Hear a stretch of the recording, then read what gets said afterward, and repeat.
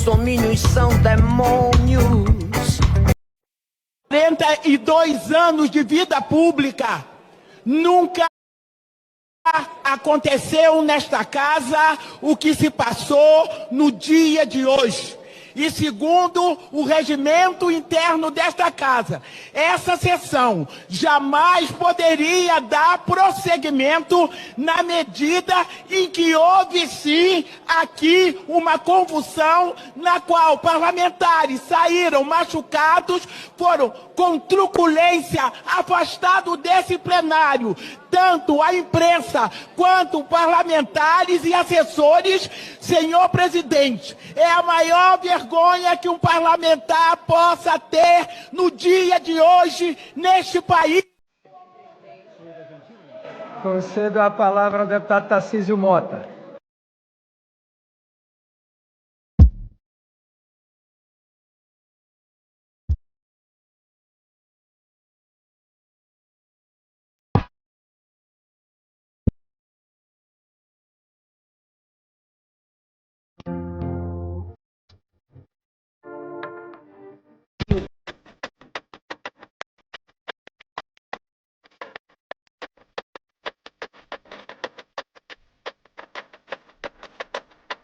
Me inventa de fazer isso em Minas Gerais, não.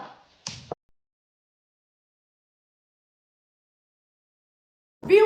Porque Cruzeiro e Atlético são Adidas. Eu vou pra Trancoso em dezembro. Eu vou fazer o quê? Hein? Me explica. Me explica. Como é que eu vou... Fé pra quem é forte, fé pra quem é foda, fé pra quem não foge a luta. Fé pra quem não perde o foco, fé pra enfrentar esses filha da puta. Fé pra quem é forte, fé pra quem é... Eu printei todos os casos de feminicídio que eu acessei apenas dos últimos 2 dias nas redes sociais. 2 dias, segunda e terça-feira. E foram muitos. Mesmo depois daquele final de semana sangrento, mesmo depois de todas as mobilizações das mídias, mesmo depois das mobilizações, né, do Levante Mulheres Vivas, dos dias 6 e 7, ainda vai ter dia 14 em Salvador, mesmo depois de tudo isso, me remeteu a uma espécie de efeito Werther. Parece que há um processo de encorajamento desses sujeitos para que eles também cometam os crimes de um modo ainda mais brutal e apareçam na mídia e etc, né? E aí, de fato, acho que todo mundo já tem a consciência de que o caminho não é apelar para o senso moral do opressor, né? Não é sensibilizar feminicidas em potencial. Eu acho que o caminho é pensar políticas públicas abrangentes, né? E aí sim, eu acredito muito na gente fechar o cerco no sentido. Agora o bicho vai pegar!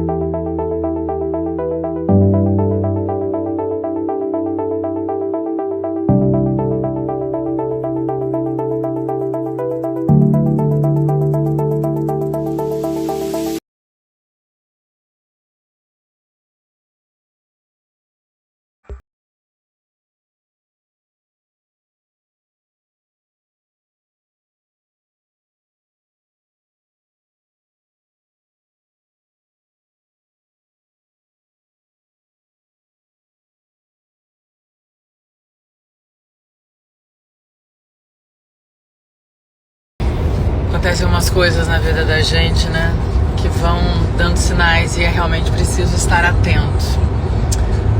Aconteceram 2 coisas agora, depois que eu acabei a gravação do Não Me Gastem, nesse intervalinho que eu e a Magda ficamos na nossa reunião para falar da nossa gravação e para falar da futura gravação. Primeiro, eu tô indo pro Brasil, né, gente? Sei que vocês já estão sabendo, graças a Deus, tô vendo que recebendo muita mensagem. Todo mundo animado com a peça lá. E agora eu começo a dar entrevistas para divulgar a peça, óbvio. Mas é claro que tem os monopólios da vida, né? E aí é o seguinte, se você não dá entrevista por vídeo ou falando pelo WhatsApp, eles não aceitam. Cara, mas qual a diferença? Por que não manda pergunta escrita que eu respondo escrita? Sabe por que os caras fazem isso? Porque eles querem falar de outras coisas. Não são espertinhos? São. Você me explica qual é o problema da pessoa que realmente tem interesse em fazer uma entrevista séria e ética com alguém sobre um assunto em específico. Qual o problema da entrevista ser escrita? O problema é que quando ele está ao vivo, ele vai insistir, ele vai te fazer outras perguntas sobre outros assuntos que na verdade vão vender muito mais do que se ele falar da peça.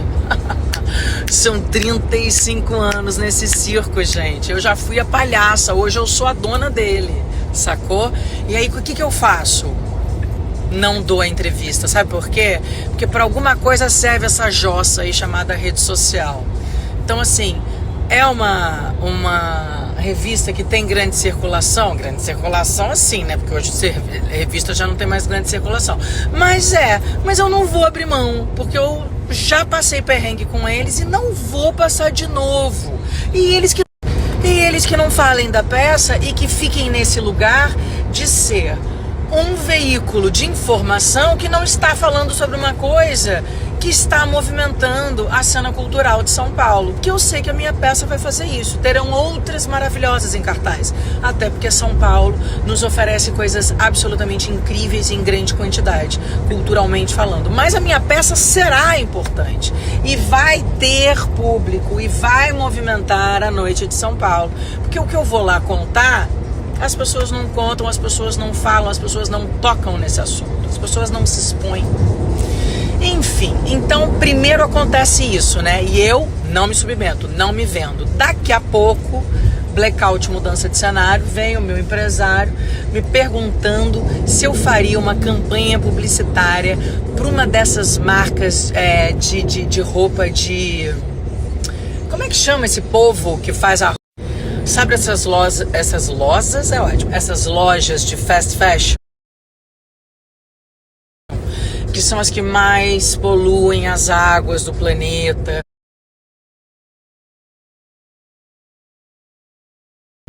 que vende coisinha barata que daí não serve pra nada, a gente acaba tendo que jogar fora, que daí você vai ver aquelas ilhas lotadas de roupa com defeito, sabe?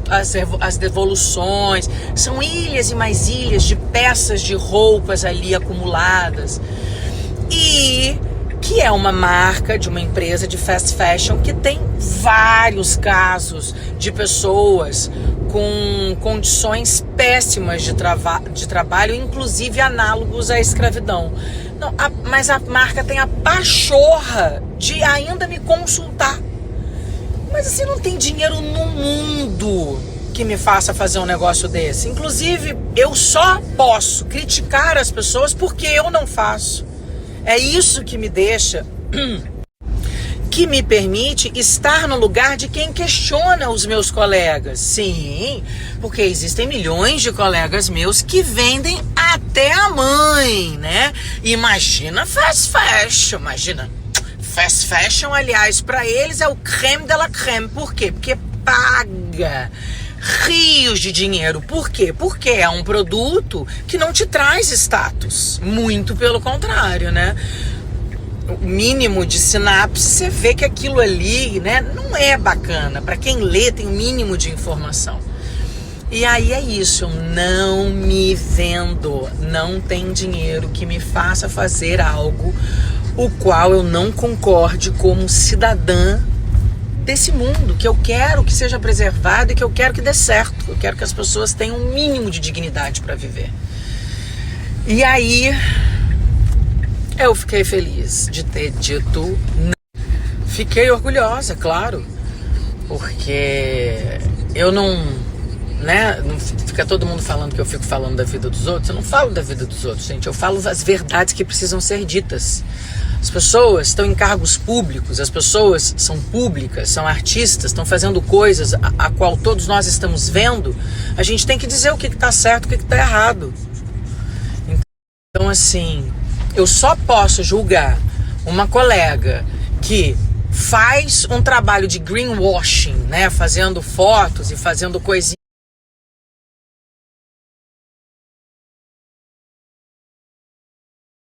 fofinhas pela natureza, e depois vai trabalhar para uma empresa que não é politicamente correta, que não está preocupada com o meio ambiente, né, que é uma fast fashion da vida, eu só posso criticar porque eu não tenho rabo preso. Entendeu? Se eu vou lá, encho a burra de dinheiro para fazer essa campanha, eu não posso mais falar. E aí eu vou ter problema com quem? Com o meu espelho. Então não tem dinheiro que pague eu sorrir pro meu espelho quando olho pra minha fuça. Pronto. Era isso.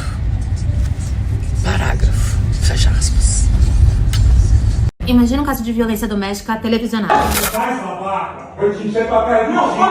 O rosto do deputado aparece de relance. Ele mexe na mochila onde está o celular. O agressor é um deputado federal bolsonarista e mesmo com fartas provas, a Câmara Federal resolveu acobertá-lo e arquivou o processo de cassação contra ele. Aqui na Assembleia Legislativa a gente já viveu diversos casos de violência contra a mulher. Teve a turma Mamãe Falei, o Cury que assediou Isa Pena, o Wellington Moura contra mim, e eu sempre ali exigindo que a Assembleia Legislativa cumprisse com seu papel histórico, e a gente se depara com esse momento mais uma vez. Agora, a Assembleia Legislativa tem a responsabilidade de punir Lucas Bove, que agrediu física e psicologicamente sua ex-companheira, Cíntia Chagas. Além disso, corriqueiramente aqui na Assembleia Legislativa, Lucas Bove ataca deputadas mulheres. Que tem voz, e eu estava conversando com ela. Eu falo com a mão do jeito que eu quiser. Porra, que ódio, velho, tá ligado? Que não tinha homem nenhum e os que estavam lá era pra assediar a gente. Eu tomar no cu. Ontem, no meio do ato em combate à violência contra as mulheres, uma mulher do meu lado foi assediada. Eu não consegui concatenar a cena, eu não tava conseguindo entender o que estava acontecendo, porque era muito absurdo. Tinha muita gente, mas ninguém exatamente via aquela cena. A única pessoa que parecia ver aquela cena era um outro homem. Eu fico pensando também, por que caralhos isso me afeta tanto, se isso é realmente algo que eu lido cotidianamente, diariamente. Isso não é nem um pouco anormal de algo que eu possa viver em qualquer dia da minha vida, assim, sabe? Eu acho que realmente me atravessou muito, porque eu vi que mesmo no espaço seguro, não existe espaço seguro pra mulher nenhuma. Não existe. Ele vinha e tentava beijar a mulher, ela se esquivava. E ela se esquivava. Foi muito rápido, eu não consegui. Ele estava assediando essa mulher.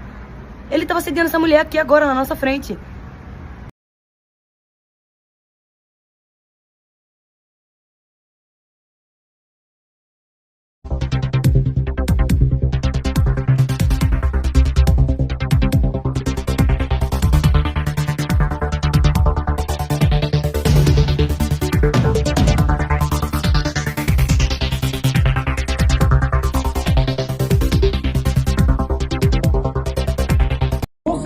Peraí, você não viu, você não tá vendo o seguinte, você não viu o que o Sóstenes disse na abertura, você não devia estar. O Sóstenes estava lá.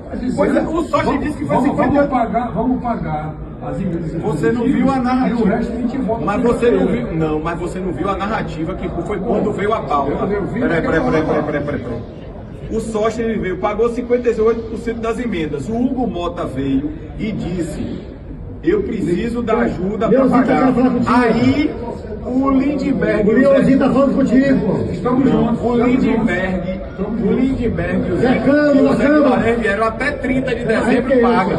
Aí veio essa pauta. Ô Maurício, você vai empurrar o orçamento para 30 de dezembro para ver se eles cumpriram. Ele disse que falou que é uma seguridade. Eu tenho 68, cada 60. Falaram que a data é 30 de dezembro. Eles não vão votar o orçamento antes de pagar as emendas. É para pagar logo mesmo. Pois é, mas foi dada a data de 30 de dezembro.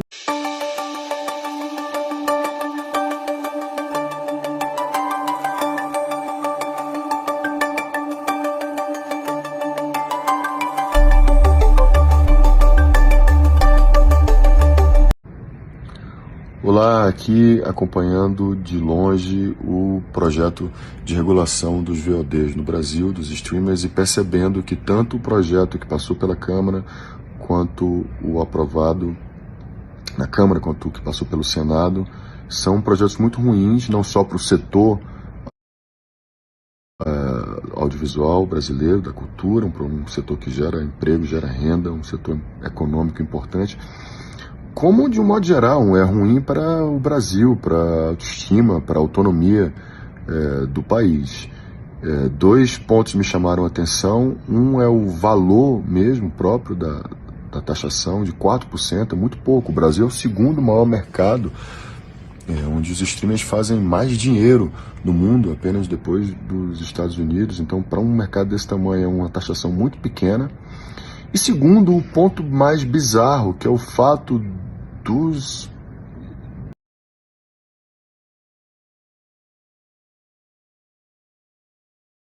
Câmara de Deputados indigna, deputados indignos, indecentes, só pensam em si, em seu bolso, em seu curralzinho.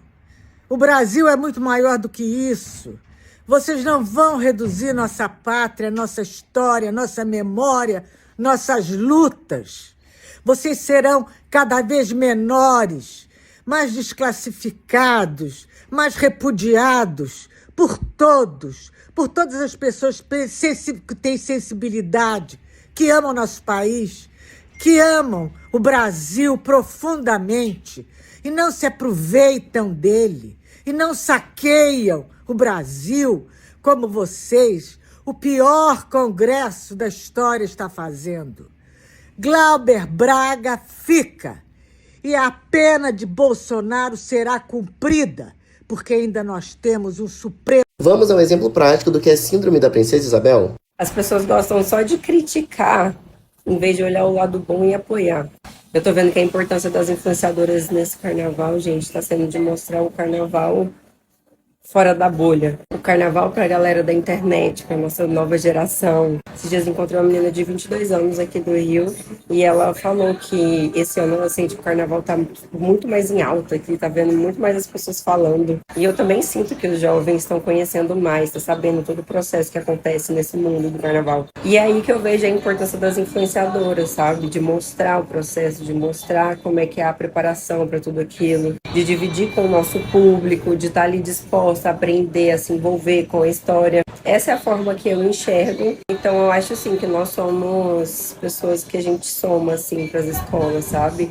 Continuidade do nosso carnaval, que é a coisa mais linda para as nossas futuras gerações, que já tá aqui.